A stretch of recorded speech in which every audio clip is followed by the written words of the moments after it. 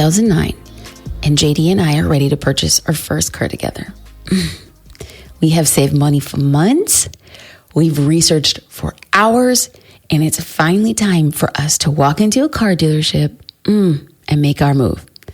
So if this was like a movie, like the soundtrack, it would be some like soul funk with like a nice little like bass guitar, like boom, boom, boom, boom, boom, boom, boom, boom, boom, boom. Like, I mean, we're just feeling it. Okay, so we were doing it. We were going to buy a car.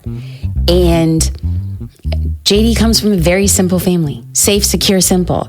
I come from a family that didn't have the money to buy a car for years, took public transportation. Okay, so buying a car for me, but specifically buying a car with my husband. Like at this time, we'd been married almost 4 years. And so it's like our first big together purchase. Or should I say, I think we thought we were going to buy a car. Okay. So backstory. We were on a very tight budget. I was just trying to get like my photography business off the ground. JD was with a startup company. Money from the startup company came on the sales that he closed. So if he didn't close sales, we weren't really making money that month. And my photography bookings, they were good, but we wanted some stability. And so we were kind of like, how can we approach this in the most strategic financial way? Because for us, we knew that paying what we could afford was more important than having a flashy car. So we spent a lot of time. Now, this is 2009. Yes, the internet was around. Okay. It's not like I'm 87, but the internet in the way that it is today just didn't exist, right? It was less sophisticated. So we got a newspaper, like 2009. We got this newspaper, and inside of this newspaper, it was very specific to cars. And so we were going through and circling the cars that we thought we could afford. And so I come across a Nissan Z, silver. It's 2 years old, low mileage for a price that's within our budget. And I'm like, something's got to be wrong with this. Like maybe it got into a car accident and it's refurbished. No, original owner, no car accidents. So then I'm like triple circling this. And I tell JD, we found the car. Like we found the car. We have to go and do this. This is absolutely incredible. So we take some time after work. We drive down there. I'm feeling so excited. And we go into the sales room, and they say, oh, we're going to go get the car. We're going to pull it around from this massive lot. So excited. They pull it out in the front, take it for a spin. It's beautiful. And then they sit us in that dreaded cubicle where they say, oh, well, this was the price of the car, but you see. I don't even actually remember all of the jargon that they were saying to us, but 2.5 hours later, in sitting in that cubicle, I don't know what came over my husband, because he was just like, no, what you're doing is bait and switching. Like the car is here. This is what was mentioned. And now you're saying it's not that. And they're like, oh, well, we can show you another car within your budget. JD's like, no, we came in for this car. Well, they tried being like, oh, well, if you put this much down and it's only this per month. And JD's like, no, you're missing the point. Like, I know how this works. And I'm sitting there completely like deflated, and I just want to go. I'm just like, I'm done. I want to go. And the car dealer wasn't budging. And so then he asked to speak to the manager. But here's the thing. The manager didn't come over to the cubicle. We were marched across this massive building, and the manager was sitting almost like, think about this, like we're walking on the floor level, and then think about like a stage of some sort, like maybe 4 feet. And then on top of that stage was built almost like, think about it like a judge's chair, like this big, wide desk on top of something that's already 4 foot. And then there's this manager sitting almost like in a judge's chair. So he's sitting about 8 feet. So JD and I, like JD is 5'11" and I'm 5'4". So our eyes are just facing the desk. So we have to tilt our heads up to speak to this manager. And then the manager stands up and says, I don't know what you guys get. We're not selling that car. And JD's like holding up the newspaper, and he's just like, this is what was advertised. This is false advertising. You guys are trying to wear us down. And I'm sitting there and I don't even know what comes over my husband. Like, if y'all know JD, he is kind. He is peaceful. That man is calm. He is a slow moving river.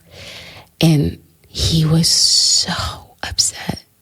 And I was like pulling him, like, please, let's go. Please. And like, it's okay. It's okay. It's okay. And he was infuriated. And I think back to that instance and I think to myself, he wasn't mad about the car. And he wasn't mad about being like hoodwinked. And he wasn't mad for them wasting our time. I think back to that and I'm like, oh, he was so upset that I was so hurt about not getting the car that I was like, oh, it was meant to be. Ever since that day, I have to tell you, JD and I vowed to never step foot in another car dealership again. Y'all, that was in 2009. That's the last time I've ever gone to a car dealership. And since that day, we haven't. Since then, we've purchased every vehicle we own online. I don't regret a dang thing. It was that bad of an experience. The car that I'm currently driving right now, which I love and I'm so obsessed with, like, thank you God for the car, bought it online, sight unseen from a site. And I don't want to make it feel like an ad, so I'm not going to mention the site, but y'all have heard this. You can buy cars online from the site. Did some homework, did some research, did some Carfax, and I love it. I've had the car now almost 2 years and haven't had an issue with it. So why am I telling you this? Gosh, you're probably like, get to your point. Well, okay. You know, we all heard those stereotypical, like, sleazy car salesman. Okay. I think that we base our opinions and how we feel on stereotypes. And many of us as business owners, well, we fear that when selling our product or service, someone might compare us to that stinking salesperson. So, like, I don't blame you. Based on my experience, I don't want somebody to call me a sleazy car salesperson. With many people having stories just like the ones I told you, we never want to be compared to a pushy, unmovable salesperson. Now, I'm the first to admit that there is, I know there's a fine line between professionally showcasing your product or service and then selling it in a way that makes people uncomfortable. To help you find this line when you are out there trying to get sales, in this episode, I'm going to share with you a list of 10 sales tactics that don't work, so you know exactly what to avoid. Sales tactic number 1 that doesn't work is selling without creating content. I can't tell you how many times people have pitched me for their product or service on social media. And I'm like, And then I go to their profile and there's nothing but like a few scattered sales posts. Like, what? It is a complete turnoff. I have been pitched baby bows, skincare. Yeah, like baby bows. Like my daughter's 2 and she's still bald. Y'all, come on, pray for her. Pray a little hair grows in. So I have been pitched baby bows, skincare, graphic design services, video editing services. I've been pitched shoes. And guess what? I go over to these profiles and I check them out. When I go and it's just a few scattered sales posts, I'm like, never would I buy from this company because I actually don't see what it is that they're selling in a compelling way. I don't need to be sold to on Instagram or Facebook or LinkedIn. I actually need to see the product or service in motion far before I actually ever decide to invest. So I am going to say it again. And if you've been on this podcast a while, you will know in order to get something on social media, you must give something first. And you can give the content that you're creating. You could serve your audience with what they want. You could serve them with what they need. And then you ask for the sale. Sales tactic number 2 that doesn't work. Oh my Lord, this should have been number 1. I'm not going to lie. Autoresponders on social media. You guys, autoresponders? It is not 1997, y'all. There is a rule after the first date about not contacting a person for a few days, right? Anybody? Am I just making that up? Like, I haven't been on a first date in like 2 decades. So let's not talk about that. I'm really young. I promise. I'm so young. But like, really, regardless of the first date rule, maybe we should apply that rule to social media. Somebody will send me a DM, like they'll respond to a story and they say like, oh, X. And then I'm like, thank you so much, or I appreciate it, or it's good meeting you. And then it's like, hello at Jasmine Star. I respond to messages Monday through Friday, 2 to 4. I will get back to you as soon as possible. And I'm like, So unnecessary. And what is so annoying is that for people who are consistently responding to my stories, I now know who has the autoresponder, and I'm less likely to respond because I'm like, I know I'm going to get the hello at Jasmine Star. I respond. It's like, you guys, answering machines, autoresponders, they're of yesteryear. Please don't use them because it's less likely for somebody to engage, because every time they send you a DM, they're going to get back this message. It's just annoying to have it clog up your inbox. There you go. I have said it. Instead of an autoresponder, just check in twice a day, once a day. People aren't expecting an immediate response. I promise you. Sales tactic number 3 that doesn't work is not taking no for an answer. No matter how much you truly believe that somebody needs your product or services, you know that you can help them, your business will help them. If they tell you no, then be gracious enough and just say, okay. You never know. That person might come back circling to you one day. I can't tell you how many times people have said no to me and then they come back. Or somebody comes into Social Curator, is using Social Curator, they decide to unsubscribe. I'm like, oh, I can't believe they did it. A lot of people come back, and it's even better when they come back because we've made progress and new features. We've changed it. And I'm like, see, you shouldn't have left in the first place. No, you want them to remember the courtesy you showed them when you got turned down, or when that person said no, or when that person left. It is better to take the high road in this situation rather than being overly persistent. And my best friend, Gare Bear, aka Gary Vaynerchuk, he says that he never wastes time on people who don't get what he does. And I was like, that is so beautiful, and it is so freeing.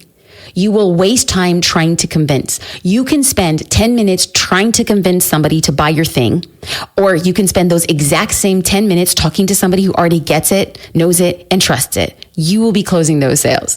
Sales tactic number 4 that doesn't work is selling without consistency. So on the inside of Social Curator, I teach that consistency is the foundation to social media success. But furthermore, it's the foundation of business success. Consistency is the foundation for any type of success. Fitness success, writing success, parenting success. When you are consistent, you can iterate and change and amend as you need in real time. So if you're not posting frequently, you can't expect your audience to know you or like you or trust you. Consistency fosters that know, like, and trust factor, and that is the thing that leads to sales. So whatever your number of consistency is, whatever that is, if you're just no, Jasmine, it's only 3 times a week, okay, fine. Choose a number of days per week that you are going to post, and then stick to it. Because it's that thing, that action, that level of consistency that primes for monetizing your social media accounts when the time comes. Sales tactic number 5 that doesn't work, not giving people enough time to make a decision. Okay, I don't know about you. I've been here before, but sometimes people may just need a little extra time to process your offering. It's maybe the more expensive it is, the longer they might need to process it. Your ideal client might just need to discuss the investment with their partner, or decide whether or not they have the funds, or maybe they need your product or service, but maybe it's not exactly right now. And this is just the real talk of the time it takes for most people to make a decision. I need you to trust me. You're better off giving them time so they feel confident with their final decision, rather than pushing them to make a quick call, and then all of a sudden they regret it. They get in their car after signing, and they're on this high, and they get in, they're like, what did I just do? That is already starting off the relationship on a bad foot. Trust me on this one.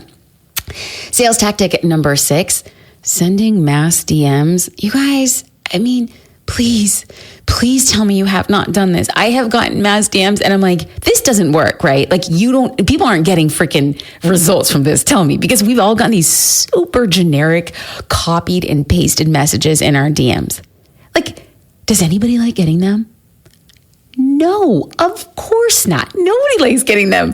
Impersonal mass DMs don't work, and they are so pushy. So I'm talking about 2 types of these mass DMs. One where they put a group of people in a DM and they send one DM to everybody. Whoa, annoying. That's like being added to a text message that you're with 18 other people you don't know, and you're like, oh yeah, I totally want to be sold here. Doesn't work, ridiculous. Or other DMs where they just copy and paste hi friend, or hey sis. Oh God, if you send me a mass DM that starts with, hey sis, so I have this really great product. Honestly, it is block and delete time. Just FYI, and maybe I'm a little hard, but it happens all the time, you guys. I'm like, who told people that this works? It really, really, really doesn't.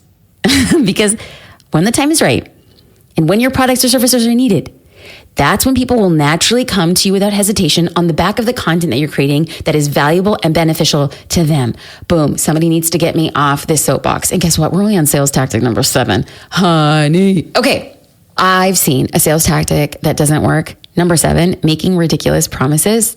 So this is a true story. I've had social media marketers or social media marketing managers. They'll reach out to me on a DM, of course. And then they say, oh, we can help with your social media management. One even told me that they can get 50,000 followers in a month.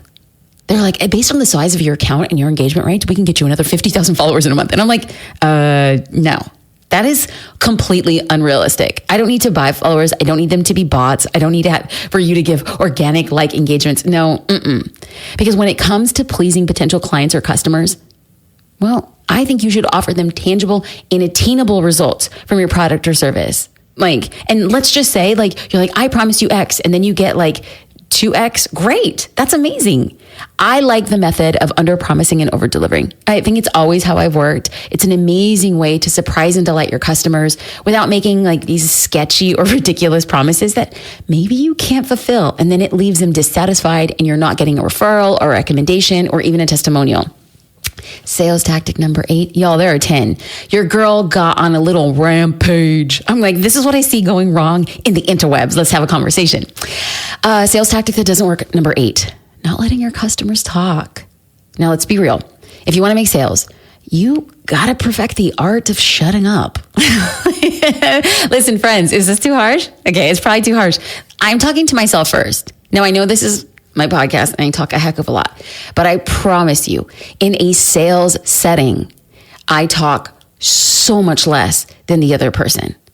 Believe me, I know how easy it is to quickly jump in and then, let me give you the solution instead of figuring out the problem when it comes to talking to a potential client or customer. So what do I mean by this?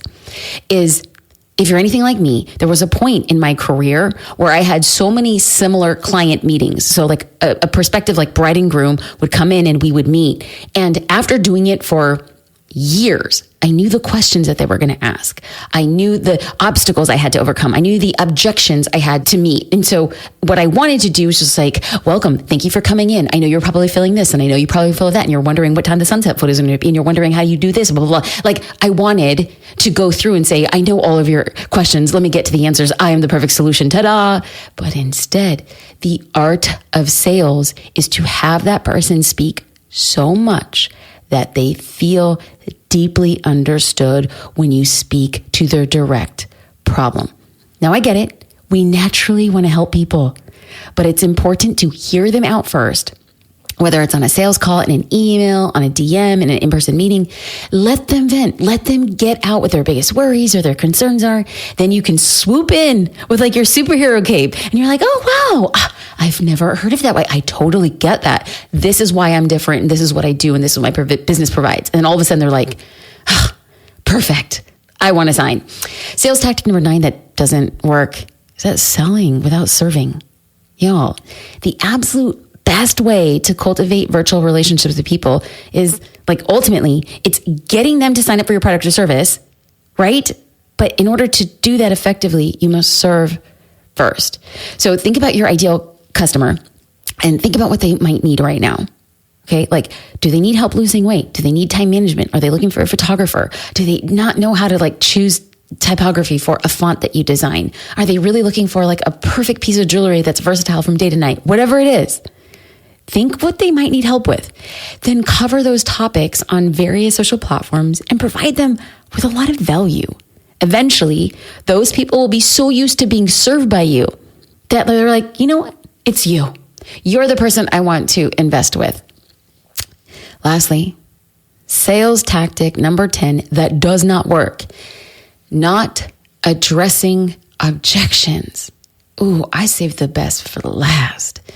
Many people approach sales on social media by saying things like, doors are open, join now.